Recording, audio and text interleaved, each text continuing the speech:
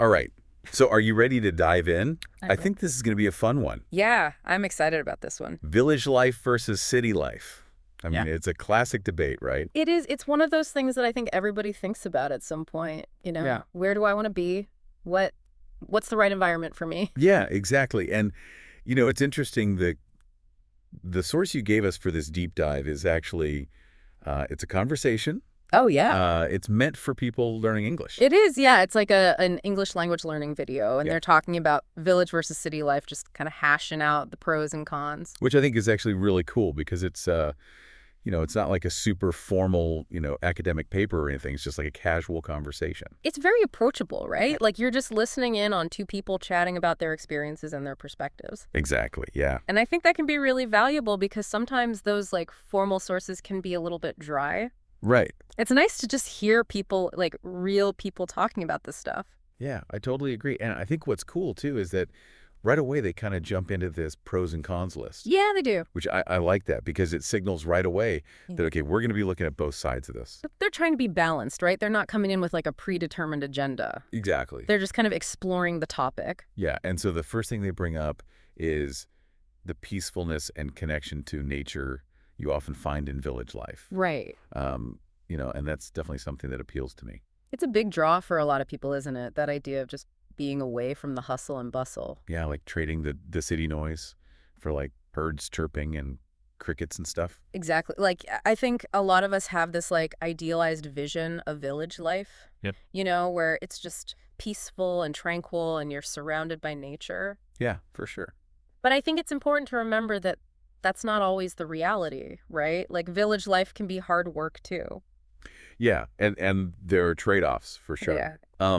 And one thing that stood out to me was that they talk about all the great things about village life, but they don't really touch on the potential downsides. Yeah, like what are you giving up when you choose to live in a village? Right, like what if you need specialized medical care, Right. or you crave the buzz of a live concert? Yeah.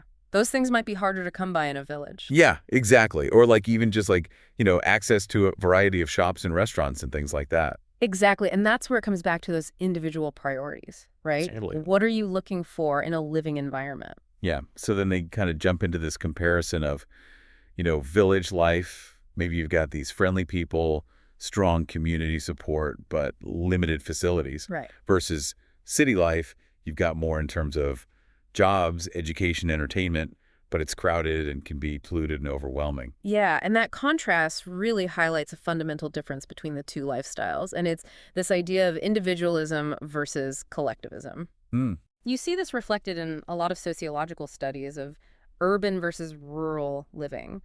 Villages, they often prioritize the collective good, right? Fostering a sense of interdependence and shared responsibility. Yeah, that makes sense. Like, you know, you're more likely to rely on your neighbors in a smaller community. Exactly. Whereas cities tend to encourage a more individualistic mindset.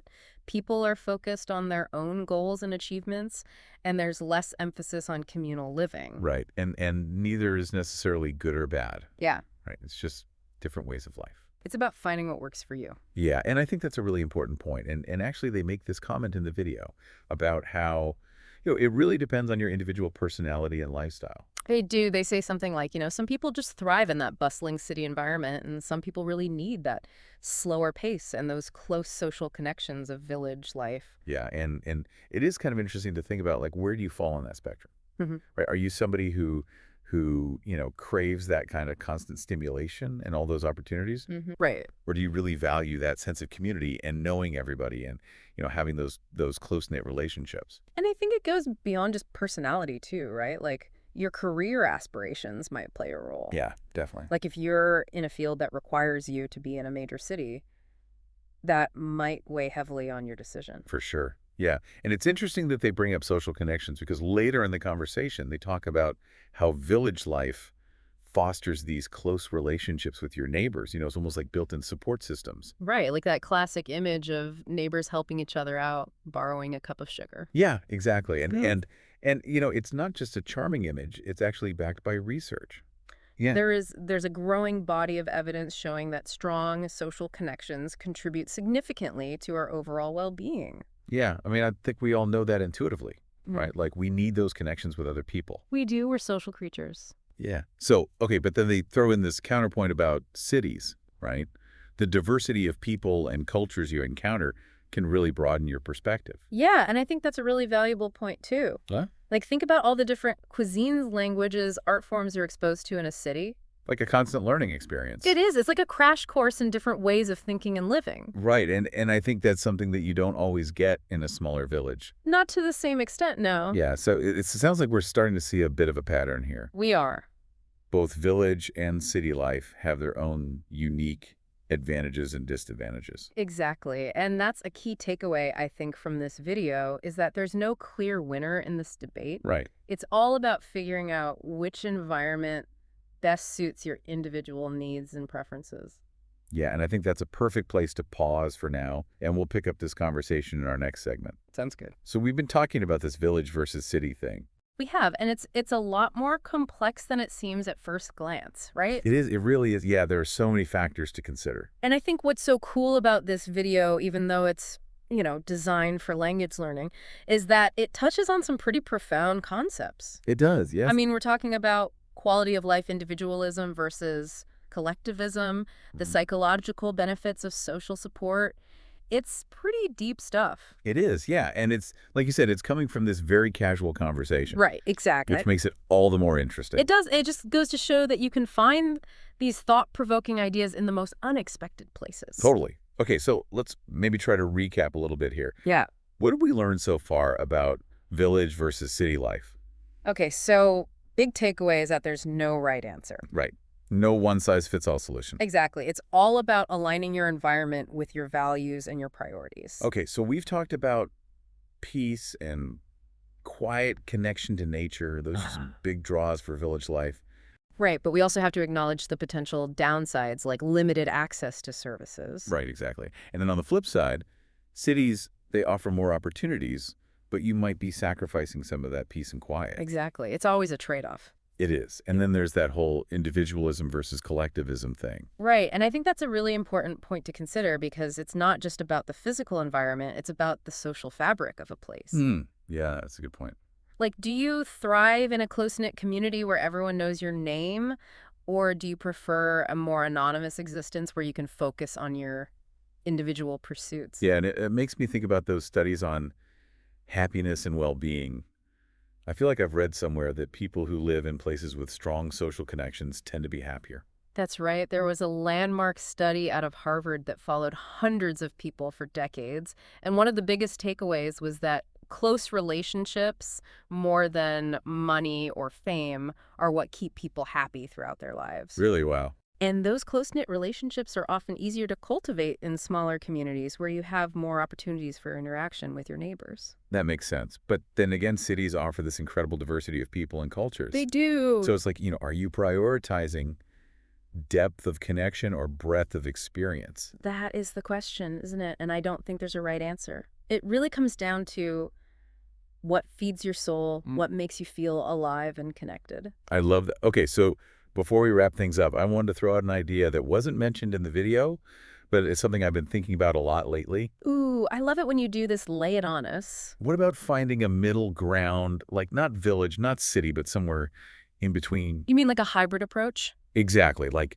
maybe you live on the outskirts of a city, so you still have access to those amenities and opportunities, but you're also closer to nature. Maybe you have more of a community feel. I love that idea. Or, maybe you find a small town that's close enough to a city to enjoy its cultural offerings, but still retains its own unique charm. Right. And I think we're seeing more and more of that these days, especially with remote work becoming so popular. Totally. People are realizing that they don't have to choose between these two extremes. Yeah. They can create a living situation that really reflects their individual needs and desires. Right. It's about finding that sweet spot that combines the best of both worlds. Exactly. And I think that's a fantastic takeaway from this whole conversation, that we don't have to limit ourselves to these predefined categories. We can get creative and design a life that truly works for us.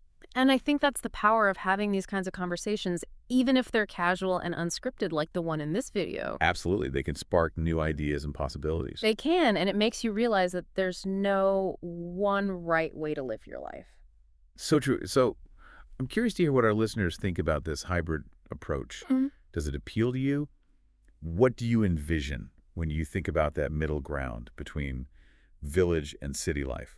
It's funny, when you think about it, this village versus city thing, it's almost like a metaphor for life in general. Well, it's like we're always trying to find that balance, right, between different options, Ah. different paths. Oh, I see what you mean. Yeah, like there's always going to be trade-offs, and it's about figuring out what's most important to you. Exactly. And sometimes it's not even about choosing one or the other. Sometimes it's about finding that sweet spot in between. Like that hybrid approach we were talking about. Exactly. Yeah. Yeah. So as we wrap up this deep dive, what are some key takeaways you hope our listeners are walking away with today? Well, I think the biggest takeaway is that there's no right or wrong answer when it comes to village versus city life. Yeah, we've said that a few times, but it's worth repeating. It is because I think a lot of people get caught up in thinking that there's one ideal way to live. Right. And there's so much pressure these days to, be in the right place at the right time, doing the right thing. Exactly. And I think this conversation is a good reminder that it's okay to choose a path that's different from what everyone else is doing. Yeah, as long as it's a path that feels authentic to you. Exactly. So I hope our listeners are leaving with a sense of empowerment, that they have the agency to create a life that truly aligns with their values and their aspirations. I love that. Yeah. And I think we've given them a lot to think about in terms of, the pros and cons of each lifestyle. We've talked about peace and quiet connection to nature, community support versus opportunities, diversity, excitement. And we've also touched on that really important theme of individualism versus collectivism. Right. And I think that's something that's worth reflecting on. Where do you fall on that spectrum? What kind of social environment do you thrive in? Yeah. And of course, we can't forget about that hybrid approach, that middle ground between the two extremes. Right. Maybe it's a suburb. Maybe it's a small town with easy access to a city. There are so many possibilities. So as we close out this deep dive, I want to leave our listeners with one final thought. We've explored this fascinating debate, but the real journey starts now. What do you mean? Well, it's time to take all this information, Mm. all these insights, and start applying them to your own life. Ah, I see what you're saying. Yeah, like don't just let this be an abstract intellectual exercise. Exactly. Yeah. Start thinking about what truly resonates with you. What kind of life do you want to create for yourself? And remember, there's no rush. There's no right or wrong timeline. Right. It's all about finding what feels right for you in this moment. So if this deep dive has sparked more questions, or if you have other sources you'd like us to explore with you, we're always here to help you dive deeper, keep those curious minds engaged, and keep exploring the world around you. And that's a wrap for today's deep dive. Thanks for joining us. It's been a pleasure.